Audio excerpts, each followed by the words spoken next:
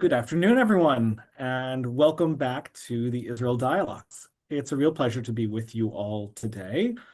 We have a very special guest who I will let be introduced in just a moment, and we have a returning panelist who we're always very excited to see whenever he has time to rejoin our program.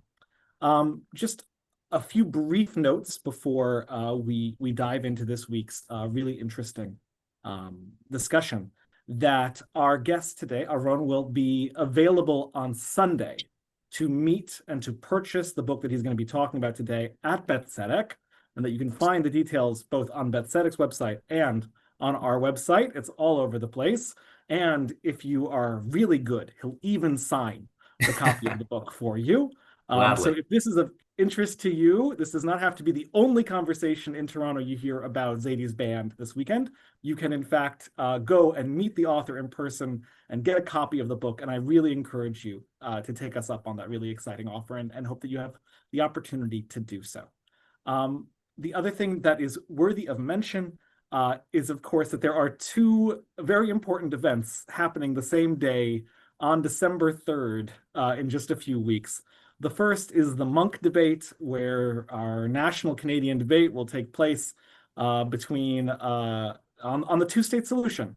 And on one side is former Prime Minister of Israel, Ehud Omer, and on the other side is former American-Canadian Ambassador Michael Oren and Ayelet Shaked, and Tzipi Livni is also for the two-state solution. It will be a fascinating program, really an incredible group of people. They've really outdone themselves in getting kind of a who's who of who can discuss this matter at a very high level. And if tickets are already sold out for the Munk debate, or you don't have the ability to go there, please join us at Holy Blossom that evening, where we will be screening the documentary The Road Between Us, which is about the attack on October 7th and Noam Tibon's heroic attempt to get down to one of the kibbutzim where his son, his daughter-in-law, and his grandchildren were hiding in their safe room, and what he did to save them on October 7th. It's an incredible, beautiful story. And I'm very excited, happy, honored to announce that we have both interfaith visitors joining us for that screening from both the Christian and Muslim communities. So we encourage you to come, and we encourage you to bring allies and friends who need to hear this story as well. And so having given that brief note, I'll also just say very, very briefly that tonight at Holy Blossom is the Shabbat of Welcome. So if you are a new member, or if you are a long-time member who wants to welcome new members, it would be a pleasure to see you for our very special Shabbat this evening. With that, I'm going to hand it over to David to introduce our... No, I'm going to hand it over to Derek. Well, all I'll say is welcome to Aaron, and as some know that I've been a longstanding friend and colleague of his father's and his late mother, and it's wonderful to see Aaron here. Aaron has had a distinguished career as a journalist, um, based in both Israel and Canada, as well as experienced in the United States. Uh, he's been a writer and a broadcaster, and he currently also is the lead writer for Nokia Bell Labs. And with that, I want to welcome Derek Pensler, a longtime participant in our Israel dialogues, who has unfortunately been involved. His time has been taken by other things at Harvard. So it's good that Derek has been able to set aside this time to serve as the principal conversationalist with Aaron. So Derek, over to you. Hi, Aaron. Very nice to meet you, and really nice to be, if not in person, at least to be online with everyone. Uh, so, Aaron, your book is it's a very endearing book. It's a family story, but it's also a story about Jewish history and about Canadian Jewish history and such. But when I saw the title, Zadie's Band, I assumed it was about klezmer. And so, tell me a little bit about this band, because it's not exactly what I thought it was when I first saw the title.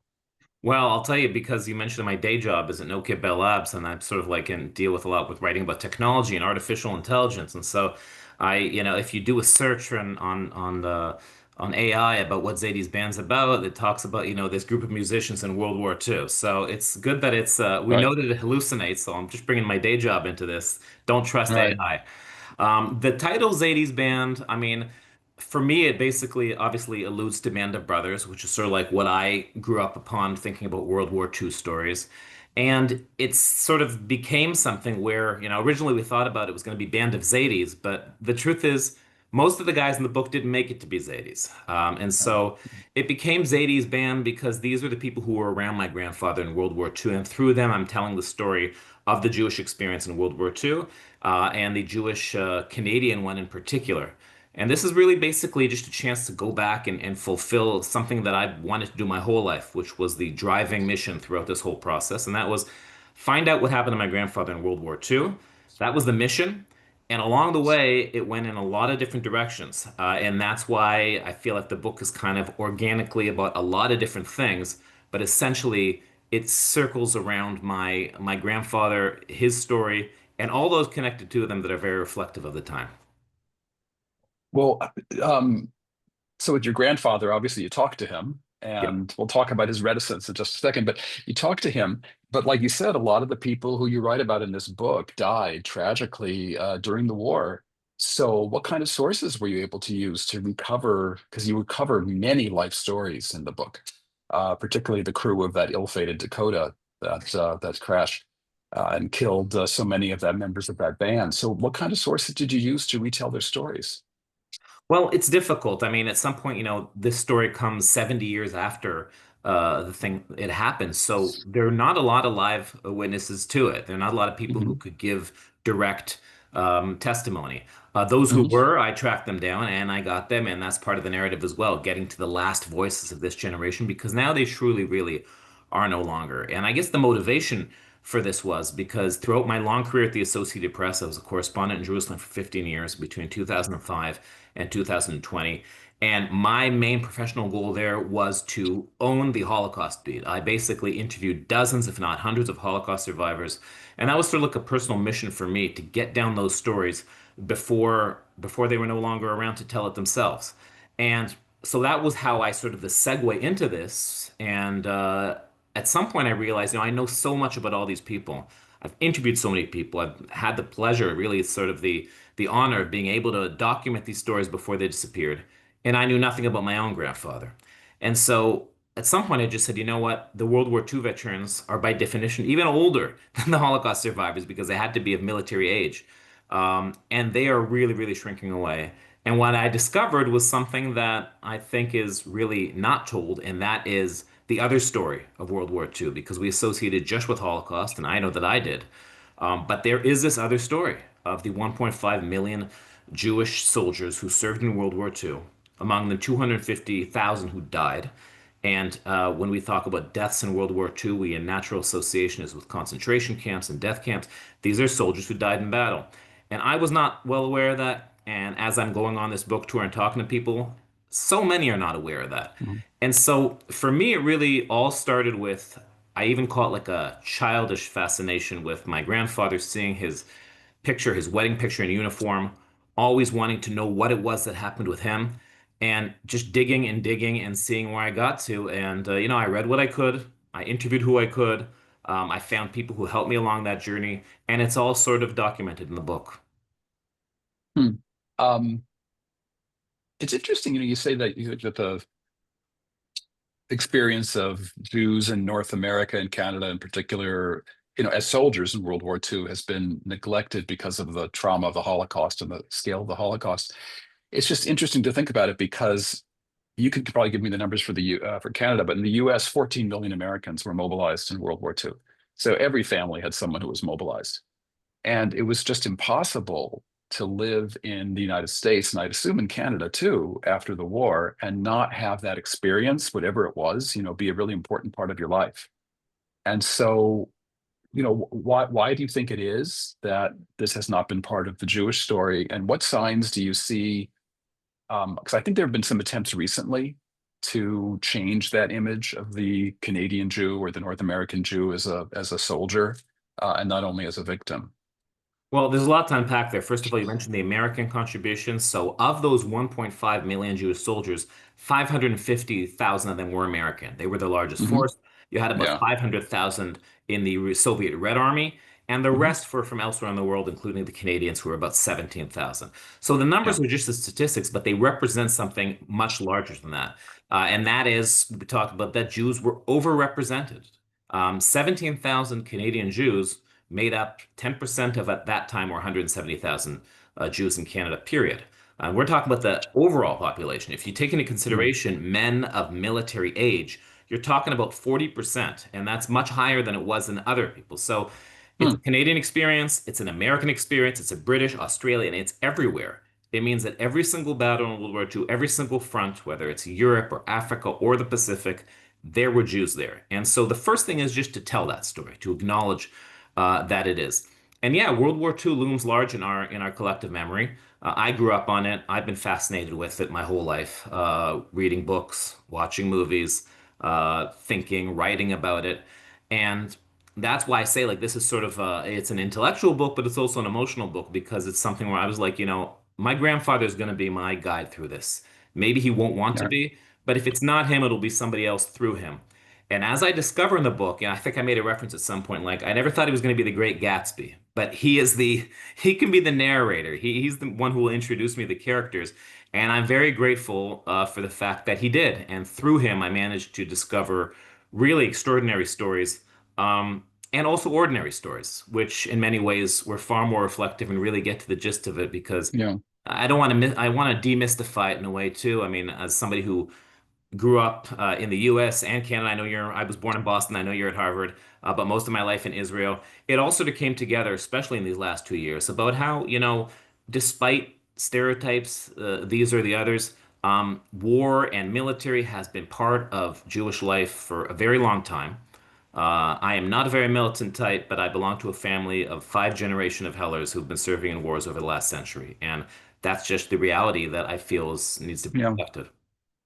Yeah. It's funny when I was working on this about 20 years ago, I started working on a book on this subject. And, when I told people I was working on Jews and armies, Jewish people sometimes joked and said, "Oh, you're writing a book about draft dodging." And I said, "No, I mean, sure, there, there are Jews who dodge the draft. There's lots of people who dodge the draft, but it's not the norm." But I remember, and I think this may have changed, but about 15 years ago, there was going to be like a plaque or some kind of memorial to World War II, to Jewish soldiers who fought in World War II. It was going to be part of the JCC up in the North Bathurst JCC. And I think in your book you referred to that. Yep. So can you Well, tell us a little bit? Yeah. yeah, it's interesting you raise that because that really is the turning point as far as I'm concerned. Like I said, growing up, I knew he was in World War II. He never talked about it. It was taboo. Nobody talked about it at all.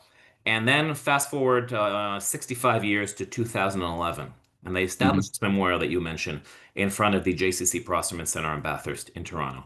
And my grandfather gets involved in it, which kind of shocked me because he kept his distance from this issue all the time. And that included the names on one side of all the what he called the Canadian boys who died in World War I and World War II, and on the other commemorating those who came back and served and basically commemorated their service. So he was involved with that. In fact, he even dedicated a pair of flagpoles for an Israeli and Canadian flag there in honor of those who served in the military in Canada and those like me who served in the Israeli military. And as I mentioned, it's really kind of surreal to think about. I mean, his father served in World War I for the Canadian Hmm. Horse Auxiliary. I mean, then even back then, 5,000 Jews served in the military. And so that was the turning point where he showed a little bit of interest, still very reticent, still very hesitant. But what started my journey was him turning to me after all these years of nudging him and asking me a favor. And his favor was, I want you to find out about a friend of mine. And the name of his friend was Wilf Cantor. And Wilf Cantor is not on that memorial because one side is about those who died in World War II, and the other side are those who came back and lived in Toronto. He didn't belong to either category because he went afterwards to Israel in 1948, was a pilot for Machal, and you're going to have to read the book to find out the rest of the story. But it is extraordinary. And that's when I immediately think, whoa, this guy is just everything I imagined and more. And if my grandfather's not going to be my subject, then Wilf Cantor will be. And that's where it all began for me. Well, there are a lot of stories in the book of bravery and heroism, but there's also a lot in the book, like you said, about reticence. And something I've found talking to veterans is there's two very different kinds of veterans. There are the ones who really like to talk about their war experience because it was a great time in their lives. They had, like you said, band of brothers. But more often, I encountered real reserve. People just didn't want to talk about it. And in the case, I don't know how much you want to talk about what your grandfather really did during the war in this interview, if you want people to find out from the book. But how you account for his reticence. Uh, why do you think he was so reluctant to talk about it? This is a major theme of the book, the silence, the hesitation, the reticence. And there are a lot of different reasons for a lot of different people. In general, I think my grandfather was pretty representative of the men of his generation. They were the greatest generation. They liked to at least portray themselves as being the strong, silent types, the ones who didn't complain, the ones who didn't say what they did. They didn't want to be braggarts. They didn't want to be, showboats. And especially those who maybe didn't have the most significant of service. They didn't want to portray that. People always associated things or assumed things about them. And it wasn't their style. The other form is really like, it's interesting that you say those two different types of veterans, because I've encountered that in my career with Holocaust survivors, and even more so with everything that I've had in covering terrorism and war in Israel for over 20 years, is that you really do have those who are dying to tell their story, and they're out there. And then you have those who hold back and won't do it at all. And neither one's ideal, because those who are chasing you usually have something they want to tell. And the best stories, I find, are usually hidden within those who have something to say, but they're not overly eager to say it.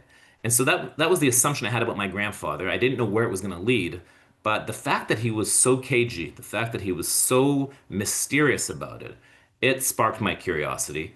But I found that there have been so many other ones that have all different kind of reasons. Some of them are personality traits, and some of them are really there's a lot of shame involved. There's a lot of survivor shame. There's a lot of, even the issue of heroism. I quote one veteran, a British man in the book, who, he said, "Look, you can write whatever you want about me, but please don't call me a hero." And I was like, "Why is that?" He was like, "Because heroism is a it's sort of like a concept that we create. Nobody goes out to become a hero. You are thrown into a situation and something happens or doesn't happen." And he was British, of course, and so he said, "Is it heroism or is it just bloody stupidity? Because you're just in that situation." And so a lot of my grandfather's friends were in those situations, and a lot of them responded heroically. But a lot of people weren't, and it didn't make their service any less significant or any more less important or any more consequential to the lives of them and their family for decades going forward.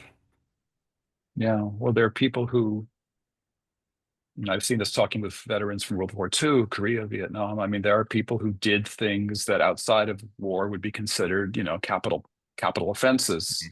They killed people, and they don't feel good about it, and it's not something they really want to talk about.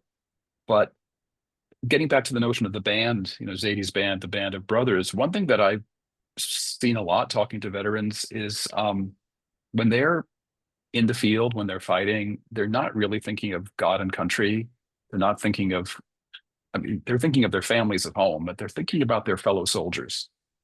And I'm wondering to what extent that is something that you were able to come across, the feeling of camaraderie, both at the time, during the war itself, and then in the decades afterwards. So these people, to the extent they survived, do they stay in touch? Do they form close friendships? I'd agree with that, and that's what I've encountered as well. That people really is. I mean, they used to be in the Marines. They say, "Was it God, Corps, Unit, Country?" I forget the order between them. Yeah, but usually the first order, and that I can also attest from the Israeli military too, is there are lofty goals and there are great things to achieve, but at the end of the day, when you're in battle, you're with the people around you and you're fighting for each other. And so this camaraderie, it exists as part of our, it's part of the culture of anybody who's been through military service. And even in popular culture, I mean, why did I go with the term of the band? Because we saw that in Band of Brothers, and we've seen that in the Pacific, and we've seen that in Masters of the Air, which was an amazing series I saw on Apple TV, because that really mirrored the experience of these guys I'm talking about in the book from the American perspective. And so you have that camaraderie between the soldiers, and then there's that added element of the Jewish soldiers, because they weren't Mhm. just any other soldiers. They had this dual motivation, and one of them was really to, prove to their own countries that they were loyal citizens, that they were doing their part, because, not a huge surprise here, there was a lot of anti-Semitism back then. in the troops, in the forces, on the battlefield. And I've got stories of those in the book as well. So they wanted to prove that they were fighting for their country, but they also wanted to fight for their European brethren who were being slaughtered in Europe. And that was their motivation. And my grandfather didn't say much, even till the end, barely said much. But the only thing he would say, I said, "Why'd you do it?" And he said, "I wanted to get even with Hitler." And I heard that from a lot of other guys as well, from South Africa and from England and Australia. That was a true drive. And that's why I think maybe personally I'm so drawn to this because, there is this sense of nostalgia back to a time when you have a good war, as we say, or Yeah. something where there's clear, the side of good and evil. And that resonates a lot today too, because we're in such, murky times historically.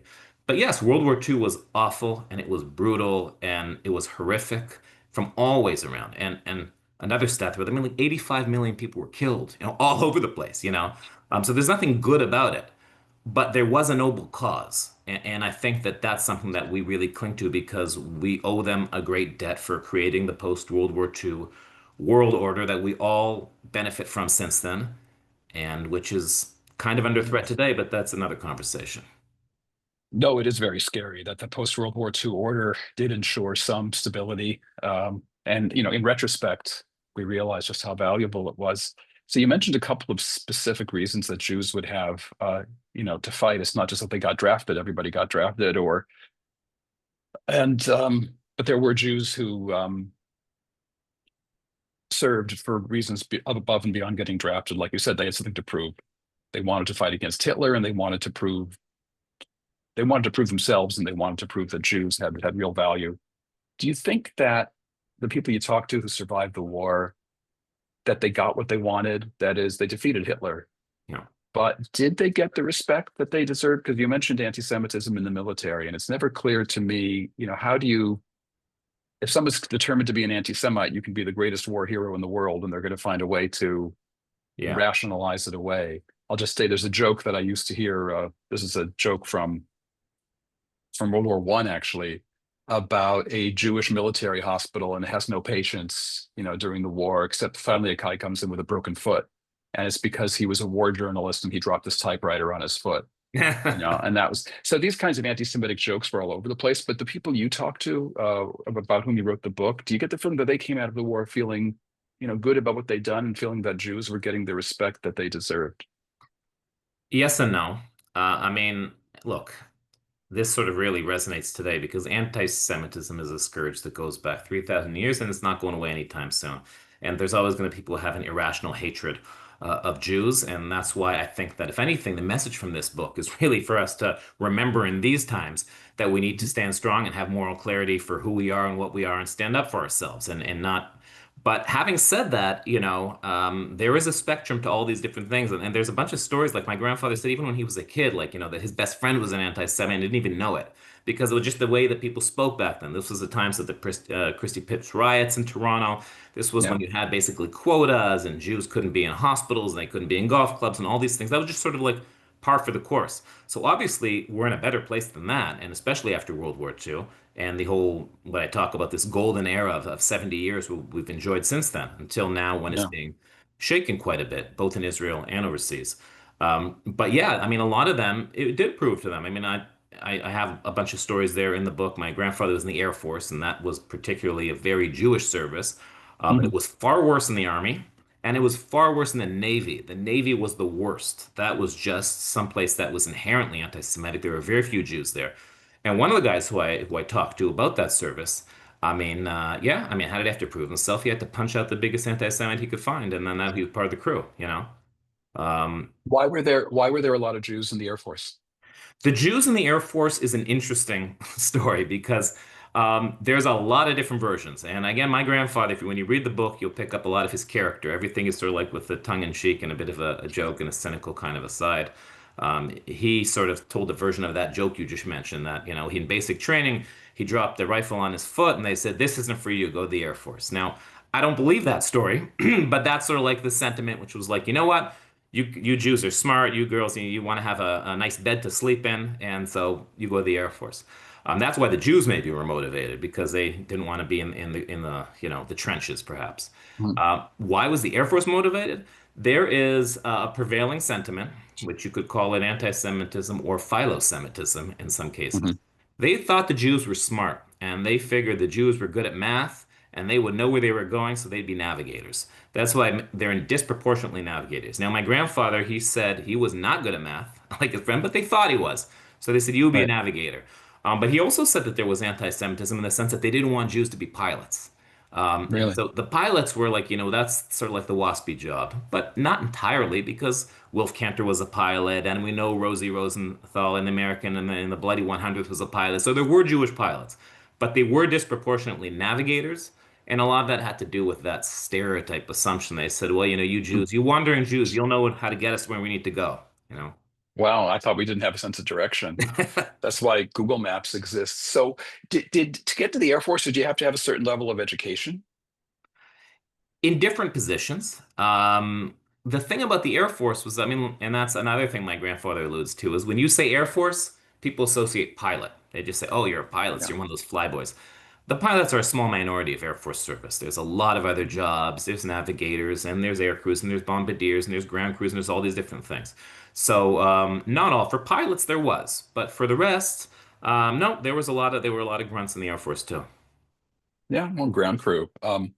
So I mean, I think this neglect of the Jewish soldier is something that you talk about in your book with reference to Canada, but you said it's 1.5 million Jews the world over. You refer in the book to something really interesting. And since you've lived in it, I mean, you live in Israel and you know the country well. Tell me a little bit about this new museum at Latrun, the Museum of the Jewish Soldier. Is that open now? It is partially open. It hasn't opened officially, but it is open for guests. And I've been involved Oh, there for a decade, basically, since I discovered it in 2015. And that's one part of the book where I really describe this museum. Essentially, the book's divided, I say, through the through line of my grandfather, but the first part is about this Dakota. The second part's focused more on the Canadians. The third is focused on the museum because this whole process of establishing a museum kind of mirrored my own journey. And while I was on this personal journey to discover my grandfather, I discovered that there were other like-minded people out there who I befriend and connect with in the book who are trying to establish a museum for exactly this same cause. And so I accompanied that process and the struggles of establishing a museum. Reflect that issue is that, like that's not something which has had prominence, neither in Israel nor in the diaspora. It's just not a narrative that has taken hold. And yeah, the museum struggled for over 20 years to finally get the funding yeah, where it is now. And for me, it's bittersweet because I'm really happy that it exists. I even was a guide there for a while. I volunteer at the museum. But the fact that it took so long, there are just not any veterans who are here to be able to enjoy it. And I interviewed many of those who fought long and hard to have it established and didn't get to see it happen. yeah. No, it's tragic. It's interesting that, ironically, the man we associate most strongly with the creation of the state of Israel, David Ben-Gurion, was the most appreciative of Yeah. diaspora Jewish soldiers. There's in the Sahel archive, the IDF archive, there's actually like a big reproduction of a quote of his about the importance of the diaspora Jewish soldier, and there's a whole collection in the IDF archive called Osef HaLochem HaYehudi, and it's got material on Jewish fighters all over the world. But it's something that yeah, it's hard to restore, and I think that's what you do, largely in the second part of the book, where you tell the story of these Canadian Jews serving in the war. But what's interesting is that the first part of the book's a little bit out of sync chronologically, because the first part of the book is about 48, Yeah. and it's about the volunteer fighters from abroad, including Canada, who went under the name or under the acronym of Machal. You referred to that briefly before. Why did you choose to start the book with Machal fighters, so volunteers in 1948, before getting to the story of the Second World War itself? Well, I guess the first thing I should say, sort of unpack a lot of the things that you mentioned now, is that there's a bunch of themes that run through the book. And one is the emotional thread with my grandfather, as I mentioned, but one of them I think is the theme of the untold story, and that's why the subheadline is the untold story of a Jewish band of brothers in World War II. In fact, I'm here in Toronto now, and it's great to finally have this book in hand Nice. after so many years of working on it on the computer screen. So yes, there's the untold story of my grandfather. There's the untold story of the Canadian Jews who were not known. There's the untold story of Jews in general. And then there's the untold story of Machal, which is the foreign volunteers to Israel. And I was struck by that because that is a story that is absolutely unknown in Israel, and it is essential and crucial to the story of Israel. And so I guess subconsciously, maybe I start with that because it creates that link between World War II and the establishment of Israel. And that's a sensitive point because I know there's a lot of people out there who, it's when you talk about Israel was created on the ashes of the Holocaust, there's a lot of people who take umbrage to that because they say, well, the Zionist movement started in the 19th century and it wasn't because of the Holocaust. It was no favor. There would have been 6 million more Jews in there if there was no Holocaust. So there's no result. Israel is not the result of the Holocaust. It's in the shadow of the Holocaust. Yeah. And more than that, it's in the shadow of World War II. Because I do believe, after really digging into all this, that Israel may not have existed without the contribution of the World War II veterans, particularly the Jewish ones, but also non-Jews as well. In the Air Force, at least about a third of the pilots, they were not Jewish. We can get to that as well. But the fact that they had this disproportionate influence, we're talking about just more than 4,000 people. And Ben Gurion said it, and Rabin said it, and your everyday Israelis don't know it. But the Israeli military is built on these people because the narrative of early Israel is that of, Rabin and the Palmach and Ariel Sharon and the Haganah and the Lehi and the Etzel. But, Palmach is an acronym for Plugot, which is a company. That's a company. Mhm. You don't win a war with companies. You win a war with brigades and battalions and airborne squadrons and in larger units. And the only people who knew how to operate those were people who had World War II experience.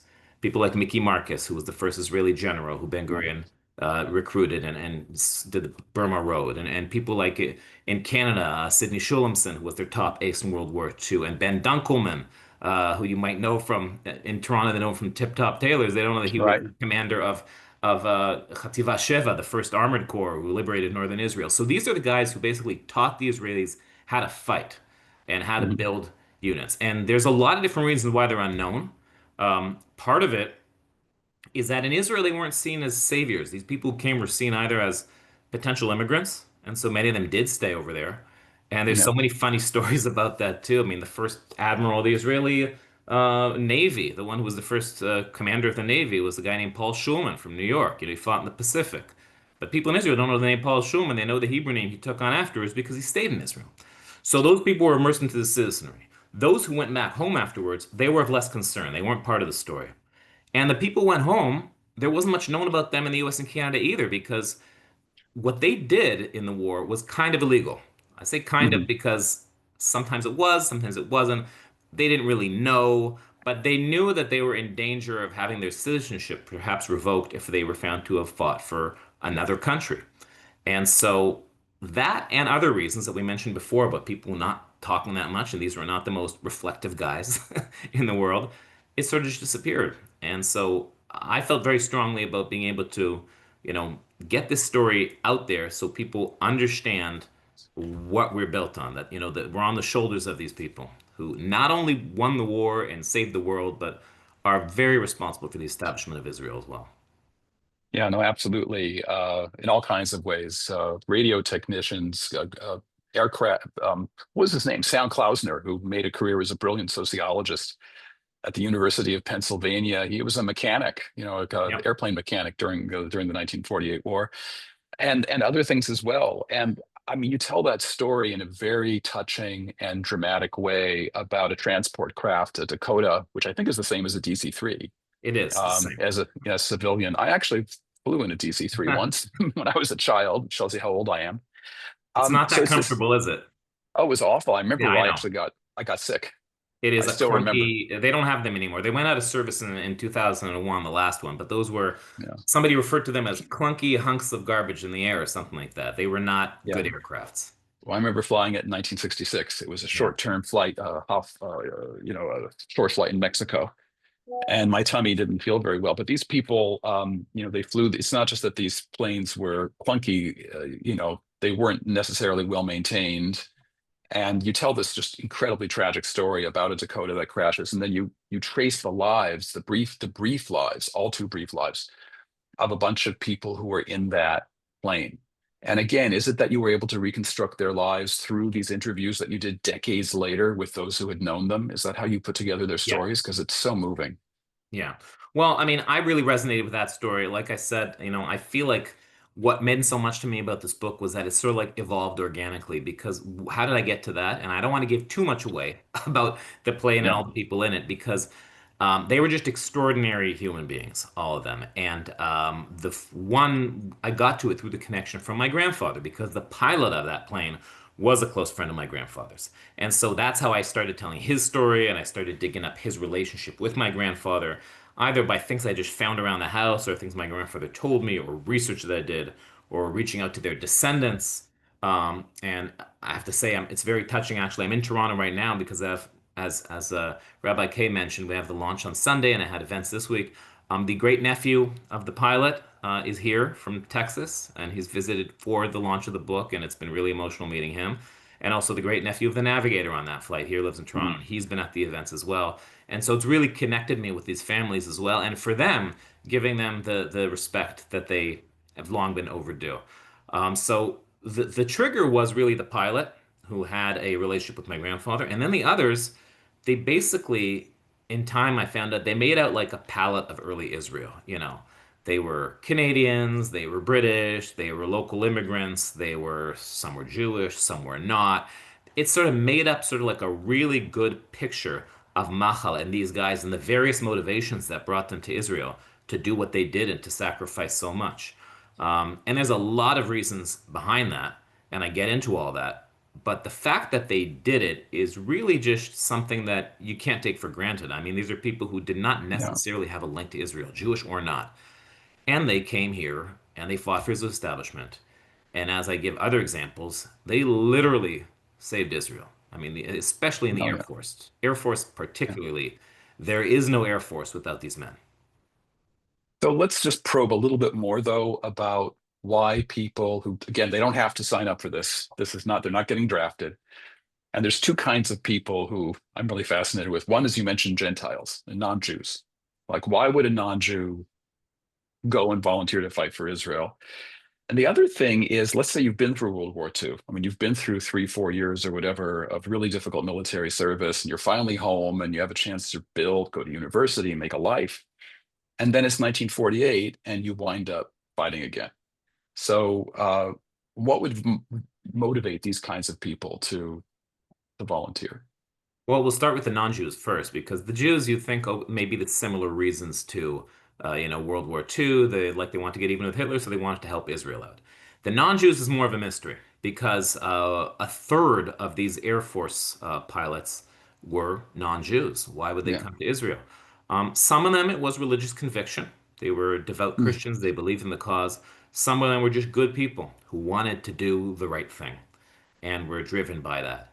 And some of them, Jews and non-Jews, are people who I sort of refer to as those who could not escape the shadow of World War II.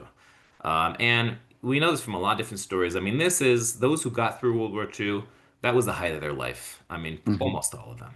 This was something that they were a part of that was historic. And there were those like my grandfather, and that's why my grandfather has been turned out to be a great narrator for the story because he's sort of like the contrast to these other guys. He was one of those guys who, like you said, he came back and he was like, check, please, I'm done. I am finished with this. Hmm. I'm getting out, I'm getting married, I'm starting a business, I'm starting a family, and I'm not going to talk about this, and it's over. And that was the choice that he made.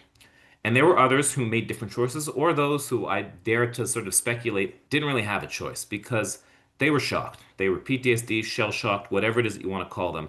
They just could not adjust to regular life afterwards because when you go through that extreme thing, you just couldn't find yourself living the mundane life again. So some of them were drawn back to the adventure, just plain and simple. There might have been a cause to it, but I give an example of someone like one of the men on the plane, Fred Stevenson. It's not really clear. I think he was motivated more by faith. But there's another one named George Buzz Burling, whose name might be familiar to some. He Yeah. was Canada's top ace in World War II. This was like their number one pilot, and he was a lethal killing machine. He shot over 30 planes down over Malta. In fact, he had the nickname was the Falcon of Malta, and that was his. He was legendary. And he went back to Canada. And, I read books where he was mentioned there. And he basically said it clearly. He said, look, I would give up 10 years of my life to have a couple of those months in Malta back again because that's the only good, shooting people out of the sky is the only good thing I'm good at. And he went back to Israel because he wanted a piece of the action. And that's also part of the story. Yeah, it's interesting what happens to these people after the war. Like you said, some people become serial soldiers because there's that high that they can't really replicate anywhere else. Sometimes they actually want to get into civilian life and they want to stay in Israel. I think Ben Dunkelman wanted to stay in Israel, Yeah, well, but he he married an had some, Israeli woman and took her back. He had to get to take yeah, over the family business. But his wife yeah, Yael, he met her here and went back yeah. with her to Canada. Yeah. So, I mean, yeah, it's a very touching book. And what I like about it as a professional historian, we historians might be very good about gathering up the facts, but we don't always tell good stories. And we often don't get into the nitty-gritty of personal experience because we're trying to get the big picture. And sometimes you're trying so hard to get the big picture that you lose the Mhm. smaller picture, which is the human dimension. And I think that's one of the things that makes the book so touching. So, I really enjoyed reading Thank it, and you. I'm just so glad that you wrote it. David, I don't know do we have Mark and other people so that we can have like some discussion and also open it up to questions from the attendees? See. Mark is online. Yeah, There we Mark's go. here. And oh, I see Rabbi And K Rabbi We K. got somebody now raising has a their hand. question. I And Okay. then do. I'll turn to, there's at least one that's already been written in. Okay. Rabbi K. Thank you. So, Aaron, um, so I, my grandfather also served in World War II. As an American soldier in France, and he lied to my father. Yeah. Um, Throughout my whole life, I asked my dad sometimes about my grandfather's military service, and my dad told me, oh, he was a pencil pusher, he was a quartermaster, he was in charge of logistics for part of the American army in France. And then when we died, we found his duffel. And inside the duffel, which still had all this army paperwork in it and some slightly off color soldier joke books Yeah. too, there were commendations for his acts of valor and his acts of courage. And so I'm curious how that ties into part of the story that you're telling, because I always thought that perhaps that was just my own grandfather's quiet way, that he didn't want Yeah. people to know that he'd been a hero. But what I'm hearing you say is that this is might be a Jewish trait, a trait of Jewish veterans in the Second World War. I think it's a trait of a lot of people. I don't know if necessarily it's exclusively Jewish, but it sort of goes to what we were talking about before about the heroism, people talking about it. Some people who talk about their heroism weren't in fact heroes. The true heroes are those who really didn't talk about it either, and some weren't. And as I say at the end, my conclusion from it is that it's a very subjective term to talk about that. And I think you need to be very careful about heroism because in my eyes, they were all heroes. Anybody who served, anybody who went, and anybody who put themselves in that position, they're a hero regardless of what they did. Um, but yeah, I mean, look, for some people, as we mentioned, war is just a life-defining experience no matter what it is. And that's why I think I was drawn to this story because I said it really doesn't matter what my grandfather did. I know that that experience defined the rest of his life because it affected the way you see things, the way you observe, the way you see society. And yes, some of these guys, you know, and I'll go back a second to what Derek just said about the history of the big picture and small picture is, as a journalist, I think the small picture is the big picture. And I really like being able to tell the wider story through the stories of the people going through it. And so what I hear from your grandfather is something I heard from a lot of other people as well. They did what they did, they don't want to talk about it, or they only want to tell certain things, they don't want to tell others. And as I mentioned, because I've been a journalist for almost 30 years, I know that the people who run and tell you stories are often than not the most reliable sources. The best stories are hidden in the people who are not overly eager, but are also not completely hesitant to talk about it. And so, as I mentioned with my grandfather, he was a man who was not comfortable speaking about himself. He was Mhm. comfortable more speaking about others. He was also often more comfortable speaking with others, which is why you mentioned the sources I had before. I spoke to him a lot. I took 8 trips to Canada over the course of 11 years to talk to him. But a lot of it came from outside people because he was far more forthcoming in the company of strangers. People who I guess there wasn't that much of a link to because of this huge shadow that it had over everyone. And it's, I think, the defining characteristic of men of that generation, and it has impact for generations to come afterwards. And I just found it fascinating to see all these different stories from all these different life experiences, from all these different countries, from different religions, and how they all sort of came together for, despite the horrible costs of war, what was a just war was a war that had to be won, where there was good and evil, even if the good side did bad things, and that can resonate today with some people as well. When there is a good side and a bad side, it does not mean that the good side is 100% good. It means that they are fighting in the name of a noble cause. And that was World War II. And in my eyes, and I know that's controversial in these days, that was Israel's war of independence as well. Because I grew up in an era where people, Israel's besmirched in many different ways. Goes back to the Nakba of 48 and all the genocide talk there is today. And I don't pretend to speak for the Israeli government or for anybody there or excuse any bad behaviors. But the 1948 war was a just war, and I'm glad that we won it. Me too. Me too.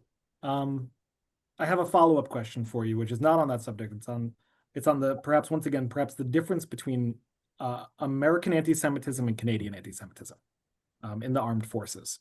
So you brought this up idea as well, that there was a level of anti-Semitism built into even going and fighting.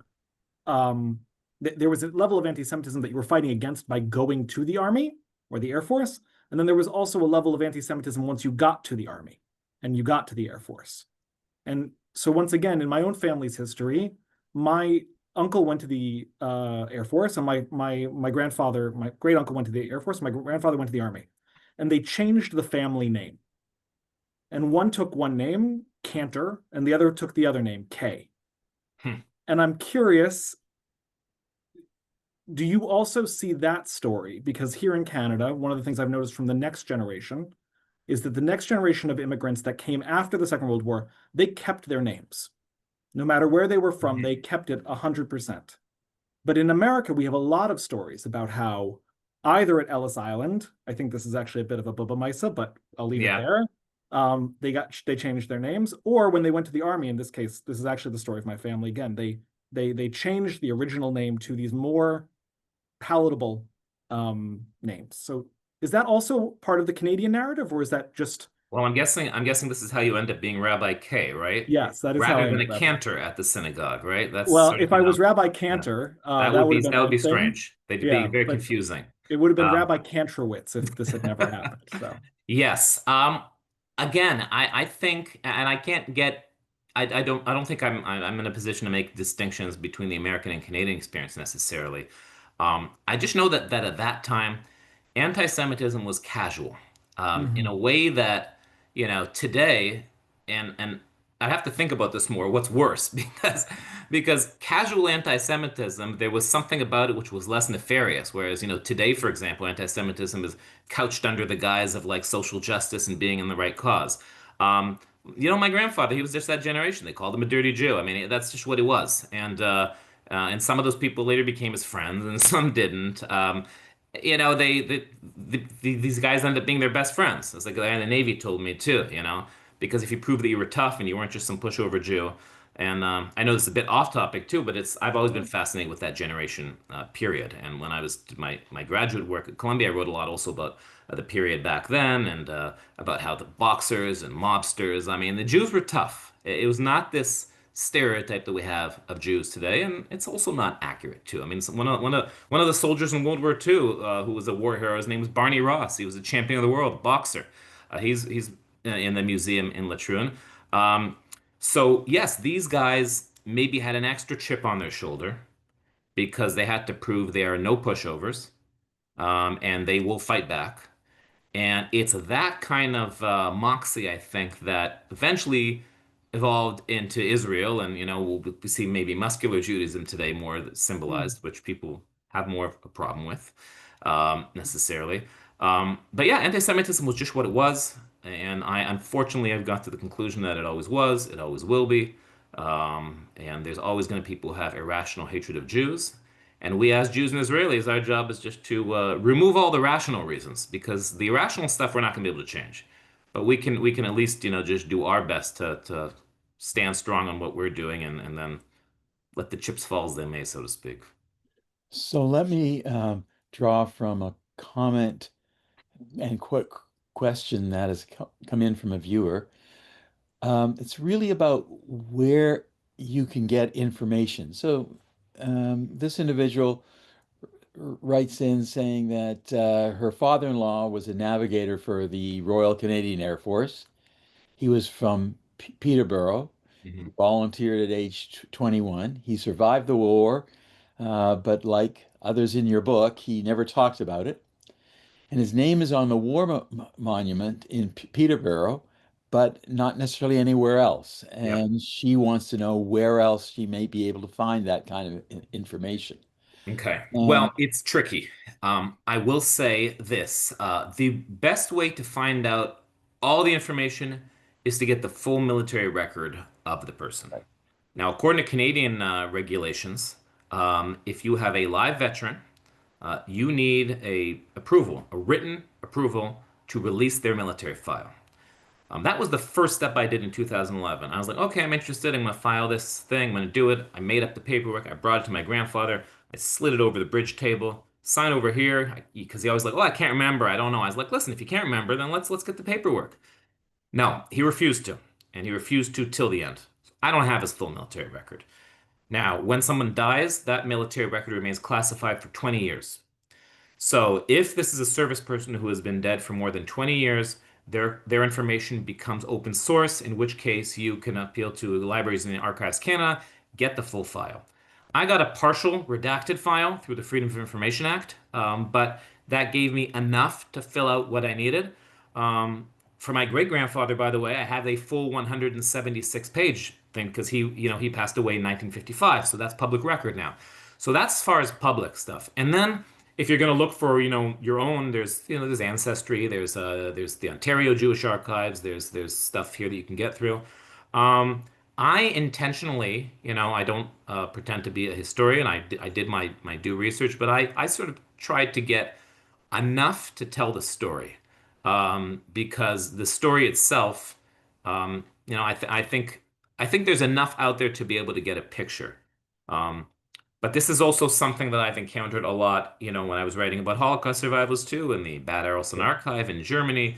You know, there's some things that you don't want to find out. Let's put it that way. so let me just add for all those amateur historians who are online, a personal experience when I sought information about my late father, who served in the British Army and who was a Jewish refugee from Germany, served in the British Army during the Second World War. I found, first of all, his full military records were accessible and were delivered, but that the change in name, Mhm. um, I'm guessing DeWitt wasn't the original name. it was Wittgenstein, like the Yeah. philosopher. The change in name was an order that came from the British Army, and they changed it on his records with Yeah. the expectation that he would be sent to the European front. And I assume they realized that having a German Jewish name wouldn't have been a smart thing. Uh, No, yeah, but there's this. that was required. That was done, and it's in his military records. Nowhere else do I find the name change in terms of when it began and when it was authorized and legitimated on his records. But Yeah. it's during that period. So for those who have an interest in Yeah. pursuing these things, Well, similar, Jewish names have evolved over a long time. I mean, talked about the Bubamaises. We have a story in the book also about how we got our name Heller, too, a right? little bit off color as well. Stories that you don't even know they're true or not. And some were changed for them, and some changed themselves. I mean, Of the course. highest ranking American officer killed in World War II was Maurice Rose, who was a two-star general who was shot right towards the end of the war. One people in the book's telling the most, a lot of people think he's the second most significant armored corps officer behind Patton. And he was Jewish, but he wasn't registered as Jewish. On his papers, it wasn't. It didn't say Hebrew on there. But he was the son and a grandson of a rabbi. And originally, a lot of these guys were buried under crosses there in Normandy. And only later in life, Ellen Bessner, who wrote a book and has been very helpful for me in my book as well, she did a lot of work on that as well. They got the Magen Davids back on the graves afterwards because some of these guys did not want to be identified as Jewish, and some people didn't want them identified as Jews. So let me ask you a question, and then I'll turn to Mark. Um, you focus in your book principally, I think, on those who were veterans who volunteered, served World War II, many of them then into Palestine, Israel, others not. Did you come across those who decided to remain in the military? Because most of those you refer to either died in service Yeah. or, like your grandfather, um, left the military without any desire to return. What about those, if you came across any who made the decision to stay in the military as a career? And if so, Um, why? Why I've did? come across, as it turns out, you mentioned most of the characters in the book did not. But I came across other characters. I mean, I mentioned Robert Rosenthal from the American Bloody 100th. He came back and on to become a lieutenant colonel, was a prosecutor in Nuremberg. So there's all these guys who stayed on afterwards and became. What's interesting about it mostly is there are a lot of them obviously came to Israel afterwards and became military men. That I've said more of. For example, the man the museum in Israel is named after, which is Chaim Herzog. He was an intelligence officer in the British military, one of the people who interrogated Himmler after he was captured. Comes to Israel, became a general, became a president, and now his son's the president. So there, those who came to Israel and chose a military career there. There's some who stayed in the American military and some in the Canadian as well, but it's not a widespread thing that I came across.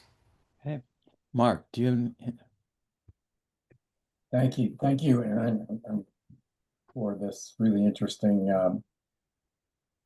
presentation. I wanted to ask you about soldiers, people who have served in military and in war situations, who come back, and people like your grandfather, who don't want to talk about their experiences. And I have this same kind of understanding with Israeli soldiers as well. I just returned from Israel, visited a number of my friends whose sons served in Gaza, and many of them, and all of them, when I ask, how did they do, and their parents say, well, they don't want to talk about it. They just don't want to talk about it. And what's interesting, I think, is what's underlying all that. Is it they're just embarrassed by what's happened? They saw things that they don't want to speak about, or is it more of a modest kind of, we served, and we just not something that we want to that we need to share with others. Do you have any Yeah. you've served as well, so any thoughts about that? A lot of thoughts about that. First of all, to be clear, I did my 3 years in the military and I did 20 years of reserve duty. I was not in a combat position. I was in situations that were, tricky or dangerous because I was positioned on the Lebanon border for most of my service, but I was not in combat. But all those reasons that you mentioned, I think they are all true and they're all relevant in all different contexts. And it's not unique to this or the other. And so I describe myself in the book as somebody who's fascinated with military history, and it's one of my main sources of interest. But I have no relish for the military or for fighting or for violence. And I think what I've discovered is, and an aside, it's not a surprise that most of the generals in Israel tend to go to the more dovish side of the political spectrum because people who go through a war, they know the costs of war, they know the limitations of power, and they know that it's very rare that you can achieve things just by force alone. And they know the human toll of it. What you're mentioning now sort of brings into context how I viewed the book has changed over the last little while because my initial manuscript was completed back in 2022, right about the time my grandfather passed away. And I perceived this book to be really what we're talking about mostly an ode to the past, respecting, that generation for winning the war and for establishing Israel, and really telling the untold story. And then October 7th happened, and these last 2 years have sort of shifted the way that I think about it because it's not just something of the past, it's very relevant today as well because similar themes were going on in our life, and that's in Israel particularly too. I mean, there's one man I interviewed in the book, 100 years old, as all these guys are now already. And when I talked to him about, recollecting his experiences in the 1948 war, he mentioned offhand that his great grandson was in Gaza. Um, that's not what they had in mind. That's not what they had hoped for, and it's not what we had hoped for. And when you talk about, PTSD and trauma, I mean, I see that firsthand in Israel from so much around me as well. Um, so the people who come back from those experiences, you know, if they want to talk about it and they're happy about it, then something's a little bit off. That's why I think like most any war movie or any war book is inherently in some way anti-war. If you go back to even, All Quiet on the Western Front and in World War One, why a million guys died over like an inch of land or something. That's why Hitler banned the book, because it showed weakness and showed that war is not worth it. And war is very rarely worth it. World War II, the result was worth it. But if you ask if it's worth it on an individual level, that's a completely individual question. For some, it defined their life positively. For some, they never recovered from it. And I can tell you that living in Israel and growing up in Israel and covering professionally there, I see that all the time. I mean, for example, the 2006 war, I was covering the war in Lebanon, and I was up there for 3 weeks on the border, sort of in and out across the border. And I saw these soldiers going into Lebanon on the tanks, and they were exactly what you would imagine. These cocky kids on the top of a tank yelling, we're gonna come back with Nasrallah's head, we're gonna kick butt, we're gonna do everything. And I just hung around the border, and I saw them come back 3 weeks later, and they were not the same guys. And their faces showed that they had seen something that, they can't unsee. And only people who go through that can recognize that and acknowledge that. And so in many ways, think long and hard before you go to war because it better be worth it. Thanks, Aaron. Lynn Blufarb sent in the following comment and question. Many of my family members served in the RCAF and RAF, and I have many interesting photos and artifacts, very historical, and she'd like to donate these. And she's wondering if you have any advice.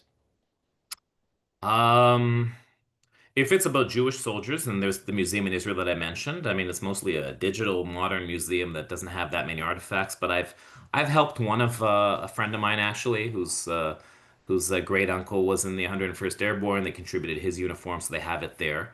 If it's Canadian focused, then there's the war museums here, and there's also the Jewish Archive. There are places to put it. But yeah, I mean, it's a good thing to hold on to. I mean, I don't have much. What I have are my grandfather's medals, and as I mentioned, it's better in my hands than in his because eventually these things just go to waste and they sort of, get thrown away, and they should be cherished. Mark or Rabbi Kay, anything further, or I'd like to shall I turn it back to Derek because he may have some follow-up. Derek? I guess my only follow-up is less about your grandfather and more about you, which is about your own. I mean, tell us a little bit more about you. Like, how old were you when you moved to Israel, and how often do you get back? And do you identify now primarily as an Israeli or a Canadian or both? And then after that, that'll lead me to another question. All right. Well, about myself, the short version, which is it has to be very quick. I'm an Israeli American Canadian journalist who's lived in all three countries and worked in all three countries, and my life was really defined by this being an outsider in every place that I am. My parents are both Canadian; they're both from here, and that's why doing this book was sort of like delving back into their life and we're in their origins. I was born in Boston because my parents were both studying at Harvard at the time, and my dad got his PhD in political science. And as an academic, he bounced around a lot, moved different places. So I lived in San Diego, I lived in Boston. We made Aliyah technically when I was 3 years old, which people can't believe because they don't think I sound Israeli. But it's because we moved back a lot for sabbaticals and did first grade in Boston, and I did fifth grade in Ithaca, New York. My dad taught at Cornell, and then 10th grade in Ottawa when he headed a research institute over there. So I did a lot of bouncing around. And then I did my 3 years of the Army, which, like for my grandfather, was a very defining experience in many ways. And then, traveled. And after I did my undergraduate degree, I came to do my graduate degree at Columbia in New York and worked as a journalist here and then also in Ottawa. And then back with AP. So I'm well traveled and sort of, I feel like I belong to them all, but primarily I am Israeli because that's the Okay. core of where my life has been. Okay. So then, I mean, you're Israeli, but you've traveled a lot, and you're cosmopolitan, and you've been around the world. So, to what extent, without going in again don't want to ask you to tell things about your own military service that aren't pleasant, but to what extent you mentioned that it was a defining experience. Do you feel that military service in Israel defined you in a way that no other sort of institution could? I'm just wondering about there's some conversation in the US about, reinstituting some kind of national service. That we need something for young people to develop a sense of common cause. Maybe fighting in wars isn't it. No. But to what extent do you feel that service, again, made you what you are today, that it had a positive effect on building your personality, your character, and your positive qualities? That's a very loaded question, because there's a lot of ways to. So first of all, I think that my perspective is different because I am not a gung-ho military guy. Most people in Israel, most kids, when they get to be age 18, they're really into it. That's what everybody does, and they want to prove, like people have for generation after generation, that they're tough guys and they're going to go in the military and they're going to be combat and they're going to serve. And as I mentioned with the example before, that's the before. Those who've seen it after, it's a little bit of a different story. Yeah. But I had no zest for military service. If it wasn't mandatory, I wouldn't have done it. I did it because I had to. I didn't do it because I wanted to. And once you are in there, you make the best of it. You learn things about it. And as I mentioned in the book, for me, the impact more is that I feel like it made me a writer, actually, more than it made me a soldier, because I just became much more observant of my environment, and I saw things and started keeping a journal and started writing about how I fit into the larger picture, and that sort of resonates with my grandfather's story and what came before. But no, I mean, if I had to choose, I would not choose to be in the army. I don't think there should be a mandatory army unless it's really mandatory, unless you really need it. Right. Unfortunately, Israel needs it. Years ago, there was this direction, the opposite direction. Maybe we don't need it anymore. I mean, we're still the strongest Yeah. military in the Middle East. Maybe we should be like El Barak said, we should be a small and smart army and not a big force. October 7th changed things, which why it touches on really all the issue of ultra-Orthodox conscription in Israel and how they're not playing part of that. So for me, I think like any experience in life, you'll get the positives out of it, you get the negatives out of it. It's what you make of it. But I don't think there should be a mandatory service. But I do think it's nice that there is some form of mandatory public service. I don't think everybody needs to go and be in a tank. But and that relates, by the way, to the big debate in Israel that I've written a lot of op-ed columns criticizing the ultra-Orthodox about that. I don't have to shove them into a tank, but you know what? If you're not going to be in the army, then work in an ambulance or work in a hospital or work as a fire department, Right. volunteer for something, because that does create some cohesion and some civic responsibility. So everybody could benefit from that, I think, in any country. If it's not military, then it's some other kind of service. Yeah, and that's something that would unite the United States with Israel, because the United States is quite a fissured society these days. And I think it also, just to sum up, it shows that the differences between your grandfather's generation and the issues that concern us today are not quite as great as we might think. That first of all, not everyone only a small minority of people who were mobilized in World War II actually were in battle, right? There are all these people who were behind desks and serving the military in one form or another. But it did. You hear me? Now we can hear you. Okay, I think my just died. Okay. But I will continue on heroically.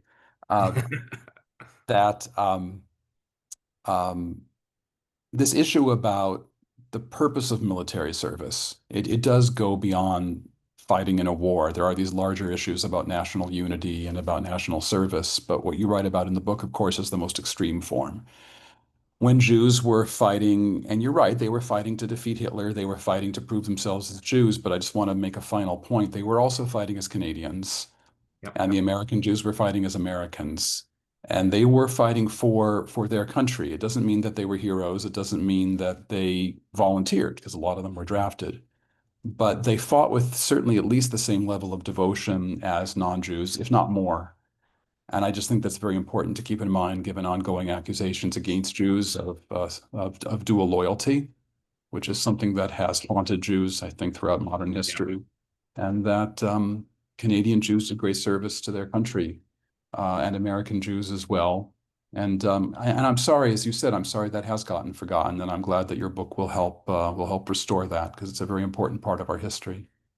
It is. And it's important to remember that, and that the loyalty was there. I mean, my grandfather was a patriotic Canadian and he fought for his country, and that is something to be proud of.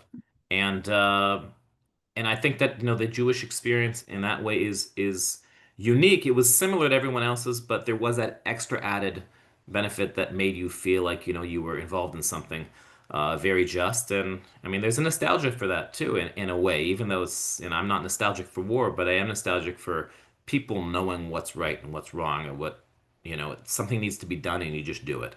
And I guess that's my main ode to the people of that generation. Well, thank you. Thank you very much for joining us, and congratulations on the book. Thank you. Derek, thanks for moderating this. Aaron, it's terrific to see you and to see your book after all these years. And let me turn it back to Rabbi Kay for the final word. Thank you so much. Aaron, just once again to thank you for being here with us, for sharing your work with us that, as you've said so many times, it took you years and years and years, if not a lifetime, to like really kind of find a way to tell this story and to tell it with love, and to tell it with compassion, both for your Zeta and for his friends and for the boys that didn't come home.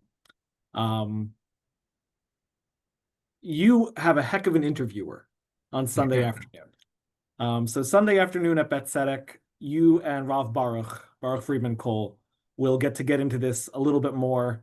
The book will be on sale. It's going to be 25% off if you go and buy it at Bet Tzedek that day. You're there to sign it. There will be more stories from it and more conversations. So I really hope that those of you who joined us today, and thank you so much to all of you who joined us online, will take us up on this wonderful opportunity to go to Bet Tzedek on Sunday afternoon from 3:30 to 5 to hear more about this wonderful book and have a chance to purchase it, and have a chance to ask Aaron the questions that some of you asked and some of you didn't get a chance to ask yet. And so with that, we're just going to say Shabbat Shalom, and I'll say thank you to the panelists. And Aaron, we're glad you're here. Welcome home to Toronto again.